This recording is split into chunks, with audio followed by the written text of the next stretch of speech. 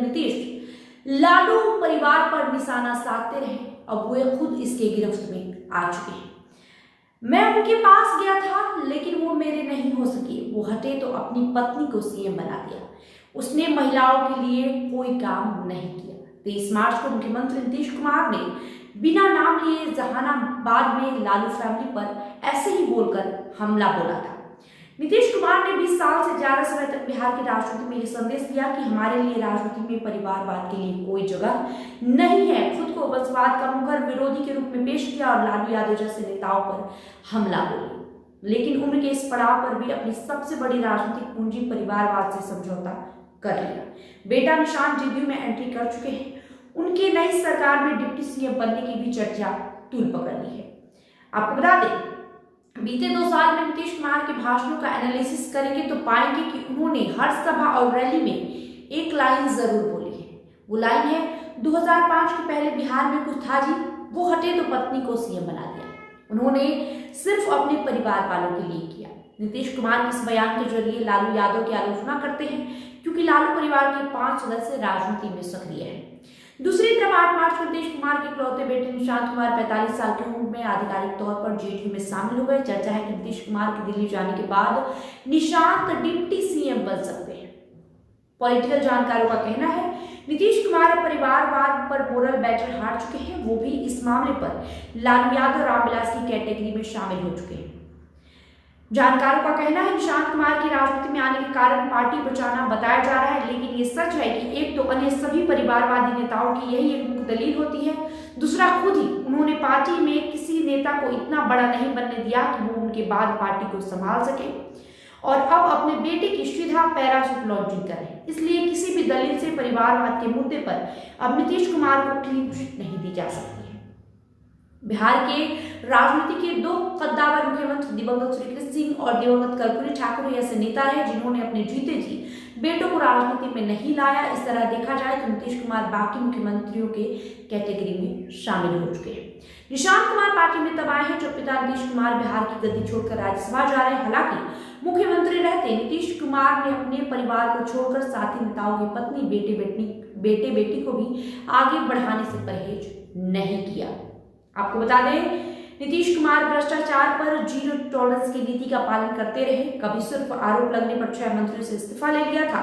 लालू यादव से गठबंधन तोड़ लिया था, लेकिन अशोक चौधरी पर चुनाव से पहले प्रशांत किशोर ने गंभीर आरोप लगाए। सरकार चुप रही, न एक्शन लिया और न बयान आया। उल्टे चुनाव जीतने के बाद अशोक चौधरी को मंत्री बना दिया गया। अशोक चौधरी के साथ साथ नीतीश सरकार में शामिल डिप्टी सीएम सम्राट चौधरी, मंगल पांडे, मंत्री दिलीप जायसवाल तक पर प्रशांत किशोर ने गंभीर आरोप लगाए। नीतीश कुमार चुप रहे। अशोक चौधरी नीतीश सरकार में ग्रामीण कार्य मंत्री हैं। सितंबर में प्रशांत किशोर ने प्रेस कॉन्फ्रेंस करके आरोप लगाया कि चौधरी और उनके परिवार ने पिछले 2 साल में करीब 200 करोड़ रुपए की जमीन खरीदी है। इसे लेकर प्रशांत किशोर ने 4 जमीन के सौदे की एक लिस्ट भी जारी की थी। अब आपको बता दें, इसे लेकर पॉलिटिकल जानकारों का कहना है कि नीतीश कुमार की सेहत ठीक नहीं है। नीतीश कुमार पहले की तरह होते तो शायद अशोक चौधरी पर एक्शन लिया गया होता। उन्हें आरोपी का जवाब देने के लिए जरूर कहते। नीतीश कुमार पहले से कमजोर स्थिति में है। उन पर आसपास के लोगों का दबाव है। वो नहीं चाहते कि इस तरह का कोई एक्शन हो। उम्र के इस पड़ाव पर नीतीश भ्रष्टाचार पर कुछ करने की स्थिति में नहीं है। वही नीतीश ने खुद को सेकुलर और सांप्रदायिकता पर कोई समझौता नहीं करने वाला नेता बताया, लेकिन ये हकीकत है कि वो कुर्सी के लिए बार बार गठबंधन बदलते रहे। बीजेपी को सांप्रदायिक बताकर गठबंधन तोड़ने वाले नीतीश फिर उसके साथ ही सरकार चला रहे हैं। वहीं एक समय ऐसा भी आया है जिस राज्य के विरोध की राजनीति कर बिहार की सत्ता पर काबिज हुए, उसके साथ भी गठबंधन किया और सरकार चलाई। आपको बताएं, नीतीश कुमार 20 साल से बिहार में काफी कैलकुलेटिव तरीके से सरकारी योजनाएं ला रहे थे। देश के एकमात्र मुख्यमंत्री थे जिन्होंने फ्रीबीज का विरोध किया।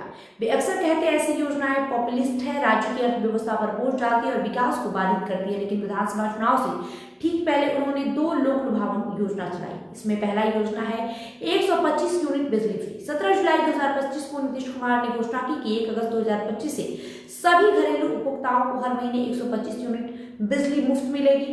इससे करीब पैच। वही दूसरा, महिलाओं को 10,000। 29 अगस्त 2025 को मुख्यमंत्री नीतीश कुमार ने महिला स्वरोजगार योजना का ऐलान किया था। इसमें 18 से 60 साल की बिहार की महिलाओं को बिजनेस का एनालिसिस करने के बाद 2 लाख रुपए दिए जाएंगे।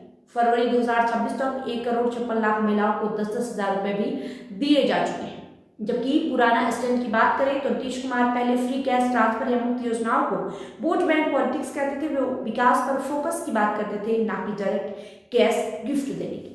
तो कहीं ना कहीं जिन मुद्दों को लेकर, जिन विचारों को लेकर नीतीश कुमार ने इतने लंबे समय तक राजनीति किया, अंतिम समय में जब वो बिहार की राजनीति छोड़ राष्ट्रीय राजनीति की ओर रुख कर रहे हैं, उन्होंने उन तमाम चीज़ों को कर दिया जो वो लंबे समय से नहीं करते आ रहे थे। और इसमें सबसे बड़ा जो उदाहरण है वो है परिवारवाद की। नीतीश कुमार हमेशा ही परिवारवाद के मुद्दे को लेकर तमाम नेताओं पर, चाहे वो रामविलास पासवान हो, लालू यादव, उन पर हमला बोलते रहे। लेकिन अंतिम समय में उन्होंने भी अपने बेटे को राजनीति में सेट करने के लिए रास्ता बना दिया। साथ ही साथ बिहार में चाहे वो फ्री बिजली देने की बात हो या फिर सीधे कैश ट्रांसफर करने की बात हो, वो तमाम योजनाएं नीतीश कुमार ने ला दिया, जिसका वो अक्सर विरोध किया करते थे। आपका इस वीडियो पे जो प्रतिक्रिया होगा कमेंट बॉक्स में लिखते जाइएगा। बहुत बहुत शुक्रिया।